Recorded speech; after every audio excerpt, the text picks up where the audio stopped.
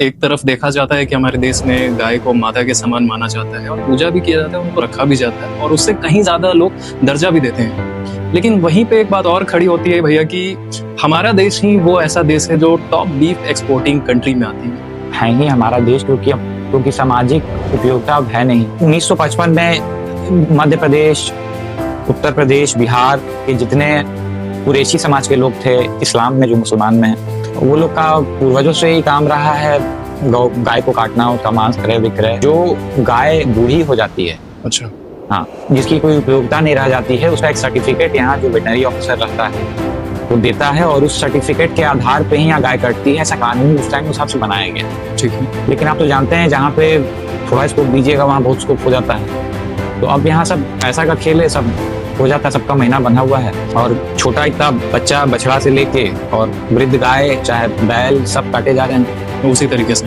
हाँ, उसी तरीके से माता करके। हाँ हाँ, बूढ़ी करके वो तो सर्टिफिकेट तो उसको बन जाता है पैसे देकर। पैसा देकर। जैसा कि आपने अभी बोला कि जो कुरैशी समाज के लोग हैं, जो कह सकते हैं कसाई जो होते हैं, वो गायों का अक्सर व्यापार किया करते हैं या फिर अन्य जानवरों का किया करते हैं। तो आपको क्या लगता है कि क्या कहीं हमारे अंदर भी कुछ कमी है? क्योंकि अक्सर गाय पालना ये हमारे हाथ में है और आपने अभी बताया कि बाछी बछड़ों को भी सर्टिफिकेट बनवा करके बेच दिया जाता है, तो ये कहीं ना कहीं उसके पीछे हमारे लोग भी तो शामिल नहीं है? इसके मूल में जाए तो हमारे लोग भी तो शामिल हैं इसमें। अब जैसे गाय आप पालते हैं, आपने तो घर से पहले निकाला। क्या लगता है ये समझेंगे लोग इस चीज को? अब देखिए, लोग तो सब समझ रहे हैं, उसके बाद हम लोग कहते हैं हिंदू को जगाओ, हिंदू जागेगा। हिंदू सब देख रहा है, फोन पे सब देख रहा है। जगाना का तो सब पता है, इंफॉर्मेशन का युग है, आपको भी पता है, हमको भी पता है। लेकिन वही है कि पहले कौन आगे कौन, दूसरे के घर से भगत सिंह निकले, हमारे घर से ना निकले। सब कोई करना नहीं चाहते हैं, अपने लाइफ में सब बिजी हैं। लेकिन एक समय ऐसा आएगा जब पछताएंगे। सवाल ये है कि भारत माँ या गौ माँ, कोई एक को अगर आपको चुनना पड़े तो?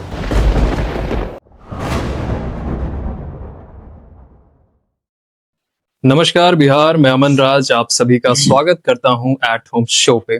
काफी लंबे अर्जों के बाद ये एपिसोड बनाने जा रहे हैं, क्योंकि दरअसल बात ये है ना कि अच्छी चीजों के लिए समय लगती है। और आज जो हमारे साथ गेस्ट हैं उनके बारे में हम बताएंगे, धीरे धीरे बने रहिए हमारे शो में। सबसे पहले आप दर्शकों को मैं बता दूं कि श्रावण की आप सभी को हार्दिक शुभकामनाएं। आपका परिवार खुश रहे, आप ऐसे ही तरक्की करते रहें और हमें भी आशीर्वाद दीजिएगा, मैं आपका छोटा भाई जैसा हूँ। खैर, आज के जो मेहमान हैं, मैं उनका स्वागत करने से पहले मैं बता दूं कि बहुत ही जाने माने, एक चर्चे में रहने वाले समाज सेवी हैं। अगर पैसे से देखें तो वो एक एडवोकेट भी है। जी हाँ, मैं स्वागत करने जा रहा हूँ मिस्टर श्वेत रंजन जी का। श्वेत रंजन सर, आपका बहुत बहुत स्वागत है हमारे शो पे। तो थोड़ा सा मैं बताऊंगा, बाकी भैया हमसे आप सभी से शेयर करेंगे अपने बारे में। पहली चीज तो ये है कि आज के दौर में समाज सेवा बोलने के लिए लोग करते तो हैं सोशल मीडिया पे आकर के, लेकिन ग्राउंड पे कितने लोग कर पाते हैं, ये बहुत मायने रखता है। तो भैया, कैसे आपने ये जो पढ़ाई की, आपने तो एडवोकेट की पढ़ाई की, डिग्री ली, और फिर आपका ये झुकाव समाज की ओर, प्रकृति की ओर, स्पेशली गौ माता की ओर, तो ये कैसे आपका झुकाव बनते चला गया? वो बचपन से ही था। हम एक किसान फैमिली में हमारा जन्म हुआ, तो बचपन से ही हमारे घर में ही गौशाला थी और प्रकृति से जुड़ाव रहा। तो ये बस बचपन का ही वो होता है, वो संस्कार कि आगे वो रंग लाता है। तो अक्सर ये चीजें देखी जाती है, लोग ऐसा कहते हैं कि सिर्फ गौ माता को ही लोग प्रायोरिटी क्यों देते हैं, गौ माता ही क्यों, हर बार बाकी जानवरों के बारे में हम क्यों नहीं सोचते हैं? पर उनको आप क्या कहना चाहेंगे? पहले हम ये जानना चाहते हैं, शुरुआत हम यहीं से करेंगे आज। नहीं, जैसे कि हमारे धर्म में सब में भगवान कहा गया है जी। तो हमारे धर्म में तो एक संत है जो कुत्ते को, मतलब नामदेव संत का नाम हुआ जी, वो रोटी खिलाए, इतना प्रेम था उनके अंदर, वो भगवान, तो उनसे भगवान प्रकट हो गए। लेकिन व्यवहार में भिन्नता है जी। तो कुत्ते को हम घर में पूजा घर में बिठा के पूजा नहीं कर सकते। कुत्ते का स्थान घर के बाहर सनातन धर्म में है और उसके लिए घर की आखिरी रोटी निश्चित है जी। वैसे ही गाय का भी एक स्थान है जी। गाय का है कि आप प्रथम रोटी गाय को दीजिए जी। भगवान ने भी गीता में कहा है कि आप अपने देवताओं को प्रसन्न रखें तो बिना मांगे ही वो आपको इच्छित भोग वस्तु प्रदान करें।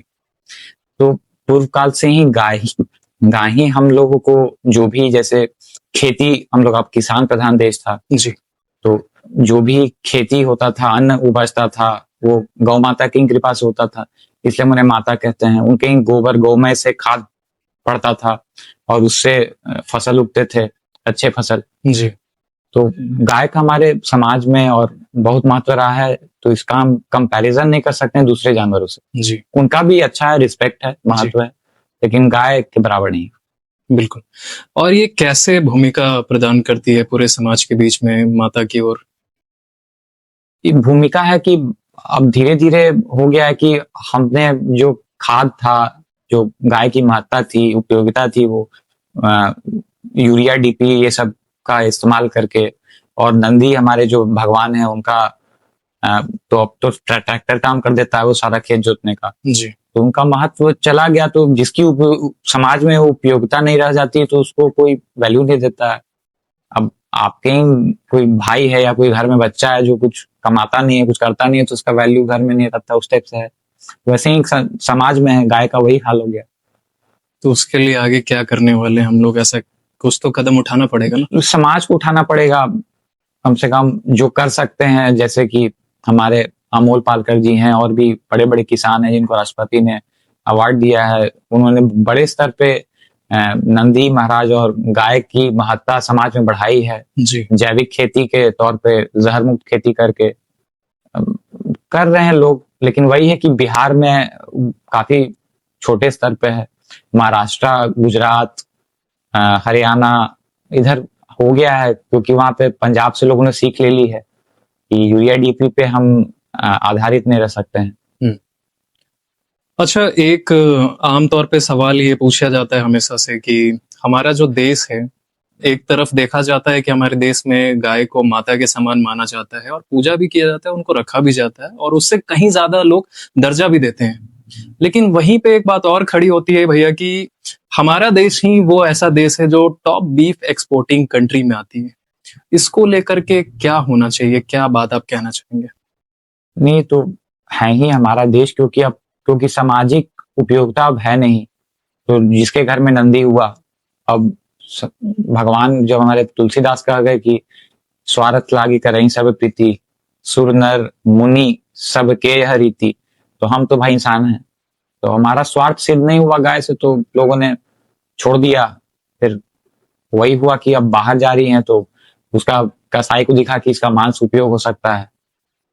लेकिन ये तो मतलब इलीगल चीज है ना शायद से। हाँ, जैसे कि हमारा देश आजाद हुआ तो अब जितने भी हमारे जो प्रतिनिधि थे उस टाइम, उनका वो गाय को माता जैसे आज बोलते हैं उस टाइम मानते थे।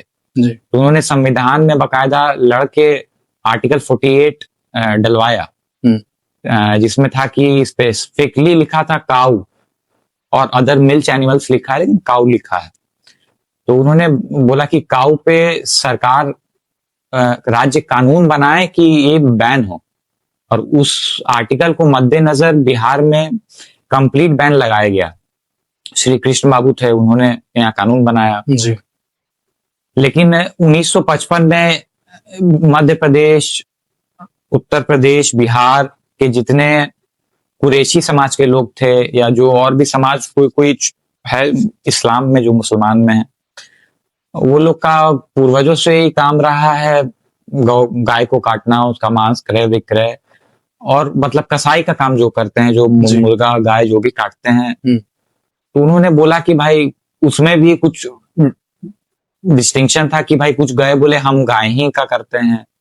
तो उस टाइम सुप्रीम कोर्ट उतना, वो लोग अंग्रेज के ही औलाद थे, तो उन्हें भारत की भारतीयता समझ में नहीं आई। तो उन्होंने हमारे जो आदरणीय नेता लोग थे उनका मान नहीं रखा और उसने यहाँ का जो कानून था उसे पलट दिया 1955 में। अच्छा, तो तब से यहाँ पे जो गाय बूढ़ी हो जाती है, अच्छा हाँ, जिसकी कोई उपयोगिता नहीं रह जाती है, उसका एक सर्टिफिकेट यहाँ जो वेटनरी ऑफिसर रहता है वो देता है, और उस सर्टिफिकेट के आधार पे ही यहाँ गाय कटती है। ऐसा कानून उस टाइम उस हिसाब से बनाया गया।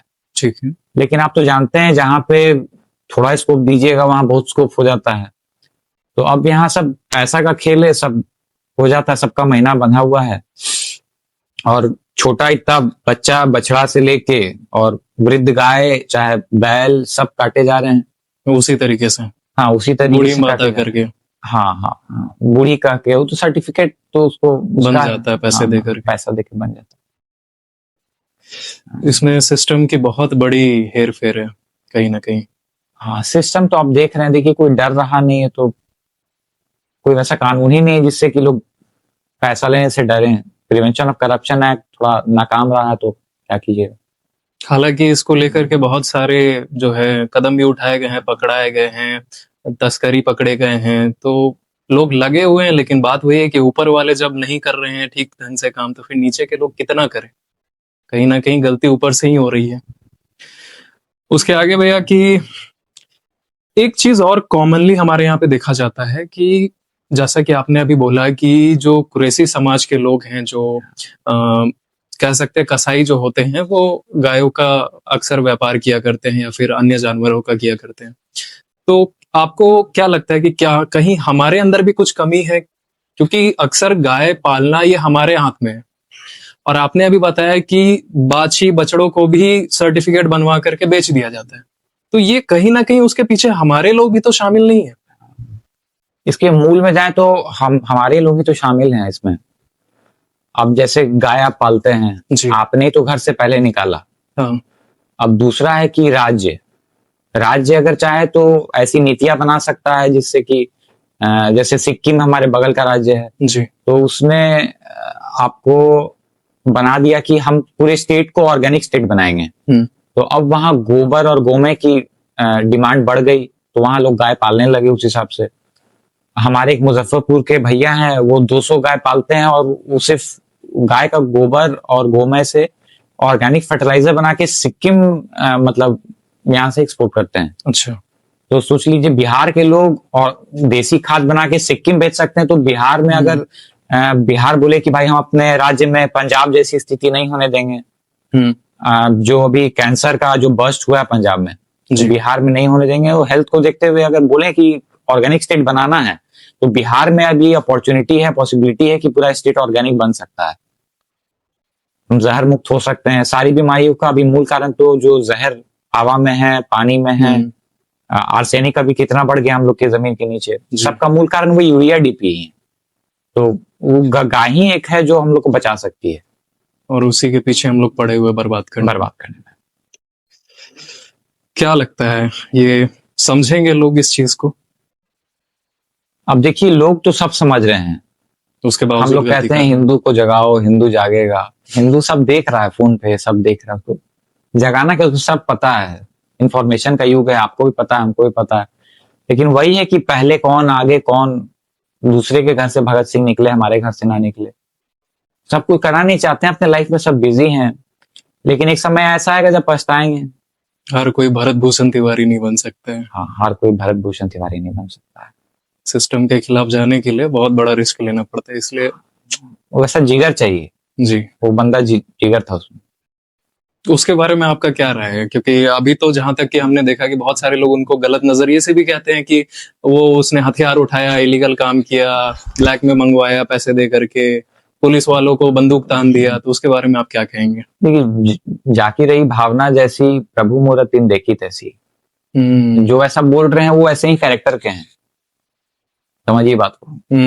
जो नागमणि जी के बारे में आप अभी डायरेक्टली बोल रहे हैं, मैं उनके साथ बैठा हूँ, एक गुरु जी हैं, वो आते हैं, कॉमन है हमारे, तो हम भी चल जाते हैं जी। तो वैसा है जिसकी जैसी भावना वैसे देख रहा है, लेकिन मेरी नजर में वो ऋषि धरीची के जैसा है। जब देवताओं को आवश्यकता पड़ी कि अब असुर, ये वृत्तासुर मारा नहीं जा रहा है, तो क्या करें, तो देवताओं ने ब्रह्मा जी की शरण ली। ब्रह्मा जी ने उपाय बताया कि भाई ऋषि धरीची ही है, ऐसे हैं जिनके हड्डी से वो अस्त्र बन सकता है जिससे कि वो मारा जाएगा जी। तो उसके बाद फिर आप तो जानते ही इतिहास कि भाई ऋषि धरीची ने बोला कि भाई हम अपना अस्थिदान करते हैं, और जंगल में चल गए शेर के पास। संत का हृदय ऐसा होता है कि शेर भी उनके जब ऑरा में आता है, उनका जो एनर्जी चैनल है वो भी अब हिंसक नहीं हुआ, तो शेर भी ने भी उन्हें नहीं खाया। फिर कैसे कैसे वो पूरी कथा है हमारे उसमें। तो फिर शेर वो जो उनका मांस कैसे निकला, फिर वो हड्डी उन्होंने जीते जी डोनेट कर दिया। तो मैं भरत भूषण तिवारी को वैसे देखता हूँ कि आपको वो जिंदा करने के लिए, आप में जान फूकने के लिए उसने अपनी जान दे दी। एक क्रांति को बुझाने के लिए सिस्टम ने हजारों लोगों, करोड़ों लोगों के अंदर में क्रांति की ज्वाला को जगा दी है। अच्छा, क्रांति से याद आया कि हम बता रहे थे कि भैया जो हैं काफी ज्यादा ग्राउंड पे भी एक्टिव रहते हैं। पर्यावरण को लेकर के हमने आपके बारे में काफी सारी चीजें सुनी है कि आप ग्राउंड पे जाकर के बहुत सारी चीजों के ऊपर में आवाज उठाया करते थे। उसमें से एक किस्सा आप बताना चाहेंगे जो आपको बहुत ही क्रिटिकल सिचुएशन क्रिएट किया अपने लाइफ में, लगा कि अब यहाँ से कैसे बाहर निकले? बाहर नहीं निकले हम लोग तो टोटली एकदम अंदर से हारे हुए हैं, क्योंकि अब देश की सर्वोच्च न्यायालय बार बार आदेश देती है कि भाई गंगा में डायरेक्ट नहीं जाना चाहिए, एसटीपीज लगाइए। गंगा में एफ्लुएंट्स आप डायरेक्ट डाले जा रहे हैं, म्युनिसिपल कॉर्पोरेशंस को है जी। लेकिन फिर भी यहाँ पे आप पटना में देख सकते हैं या कहीं पे भी अब कोई पालन नहीं होता है। तो गंगा के प्रति हमारा बचपन से लगाव रहा है। मेरा गंगा के बगल में ही घर है। तो और दूसरा गाय जिसपे हम बोलते रहते हैं, फिर ये यूरिया डीपी और हमारे जो जहर जमीन में डेली डाल रहे हैं, तो उसे भी तो माँ कहते हैं। जी। आप भी सुबह उठते हैं तो आपके घर वाले ने बोला होगा पहले धरती माता को प्रणाम करो, बिल्कुल, इन्हीं से तुम्हें अन्न मिलता है। जी। तो सरकार से वही हमारा था कि भाई प्रकृति के प्रति तो संवेदनशील होइए। एक समय ऐसा आएगा जब आपको अच्छा खाना नहीं मिलेगा, अच्छा हवा पानी तो ऐसे भी नहीं मिल रहा है, धीरे धीरे तो कुछ सब नष्ट हो जाएगा ना। अच्छा, ये अभी हमारे पटना को लेकर के, आपने गंगा को लेकर के बात किया। गंगा नदी काफी पवित्र मानी जाती है और मतलब ऐसा भी देख रहे हैं एक तरीके से कि लोग उसी नदी को ज्यादा बर्बाद करने में लगे पड़े हैं। एक तरफ लोग छठ घाट पे उसे स्वच्छ करके पूजा करते हैं और दूसरी तरफ पूजा की सामग्री को उसी नदी में प्रवाहित करके दूषित करने की कोशिश करते हैं। आप उन लोगों को क्या मैसेज देना चाहेंगे? अब उनको पहले थोड़ा सा कॉन्शियस हो जाना चाहिए कि भाई आप जहाँ जा रहे हो उसे आप माँ कहते हो। जी। वहां देखते हैं कि कुछ लोग उसी में थूकता है। अब इसको माँ कर रहे हो, अपनी माँ पे थूकोगे आप, समझ रहे हो कि नहीं? उसी में मतलब समझ रहे हो कि नहीं? हमारे धर्म में तो कि आप जब गंगा स्नान करने जाए तो पहले घर पे स्नान करें। जी। फिर जो वस्त्र पहन के जाएं वो वस्त्र के साथ नहाएं और पहले झाग वो हटा लें, क्योंकि वो एक श्राप है जो कि वहां लगा था। तो झाग हटाएं, फिर गंगा में डुबकी मारें, ऐसे ऐसे भी वो रगड़े नहीं बॉडी। इतना तक हम लोग के धर्म में लिखा हुआ है। इतना सम्मान हमारे पूर्वज गंगा को देते थे, और आज आप गंगा जी जाइएगा तो क्या देखिएगा आप ही जानते हैं। बहुत बुरा हाल है, बहुत ज्यादा। खैर, आप जैसे लोग जब तक रहेंगे तब तक हो सकता है कि हमारी माँ कुछ हद तक बची रहेंगी, लेकिन जिस तरीके से लोग बर्बाद कर रहे हैं वो हमसे भी ना देखा जा रहा है। उसके आगे बढ़ते हुए एक मेरा बड़ा ही कॉमन सा सवाल है आपसे। बहुत दिन से मैं चाह रहा था आपसे पूछने के लिए और थोड़ा सा डर भी लग रहा था, पूछूं कि नहीं पूछूं।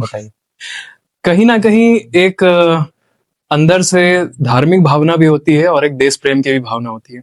दोनों में थोड़ा सा फर्क आ जाता है। मैं आपसे उसी से जुड़ा हुआ एक वन वर्ड आंसर पूछूंगा। मैं बस देखना चाहता हूं कि आप किस तरीके से इसका जवाब देंगे।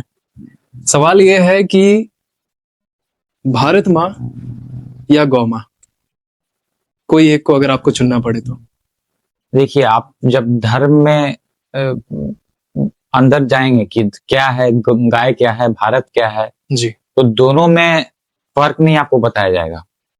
तो गाय ही भारत माँ है जी। तो जब भी इस पृथ्वी पे संकट आता है तो पृथ्वी, भारत को आप पृथ्वी बोल रहे हैं ना, जो धरती पे हम रहते हैं जी, भारत माँ। जब भी संकट आता है तो वो कौन सा रूप लेती है? वो गाय का रूप लेती है। हमारे वेदों पुराण में जब भी भगवान का अवतार हुआ है तो पृथ्वी पे जब भी पापी लोग बढ़े हैं, तो पृथ्वी का भार बढ़ा है, तो पृथ्वी गाय का रूप लेकर ही देवताओं के पास जाती है। देवता ब्रह्मा जी के पास जाते हैं, ब्रह्मा जी विष्णु जी के पास जाते हैं, शंकर जी सब मिलके। तो ये चैनल है। तो हमारे जो धरती है, धरती का प्रतीक गाय है और धर्म का प्रतीक हमारा नंदी है। तो भारत माँ ही गाय है। गाय बची तो भारत है। आज पाकिस्तान चला, पाकिस्तान जाइए, वहां गाय नहीं है तो भारत क्या, संस्कृति क्या है? यहाँ गाय नहीं है शहर में, तो यहाँ पे देखिए हमारे कपड़े कैसे हैं, हमारा रहन सहन कैसा है, पौराणिक संस्कृति खो रहे हैं, सब खो रही है। तो जहाँ गाय है वहीं पे भारत है। एक बड़ा ही पर्सनल सवाल है आपसे कि ऐसा क्या वजह है कि पटना के लोग आपको इतना पसंद करते हैं, इतना ज्यादा आपसे लगाव है लोगों का? ऐसा कुछ वैसी बात है नहीं, बस मेरा है कि हम थोड़ा सबको प्रणाम करते हैं, झुक के रहते हैं, अपना। तो ये तो आपका बड़कपन है भैया, अंदर की बात आप नहीं बताना चाह रहे हो। हाँ, नहीं बस अंदर की बात यही है कि भाई सब हम सबसे सबका भाई भला चाहते हैं, भले अंदर से कुछ कड़वाहट भी हो लेकिन सबका हम भला ही चाहते हैं। वैसे इनकी बहुत ही एक अच्छी चीज मुझे ये लगी थी कि जब मैं पहली दफा इनसे मिलने के लिए गया था, तो कुछ लोग होते हैं जो जिनकी नाम हो जाती है, पहचान हो जाती है, तो वो थोड़ा सा अपने आप में बड़े बनने की कोशिश करते हैं। होते तो वो भी इंसान है, पैर उनकी धरती पे ही रहती है, लेकिन बनते हैं वो बड़े बनने की कोशिश करते हैं। पर मुझे इनके पहले पहुंचने से पहले, इन तक पहुंचने से पहले, इनको देखने से पहले, इन्होंने पहले ही अपनी संस्कृति को हाथ जोड़ करके दिखाया था कि कोई बड़ा नहीं है, कोई छोटा नहीं है, हम सभी एक बराबर हैं।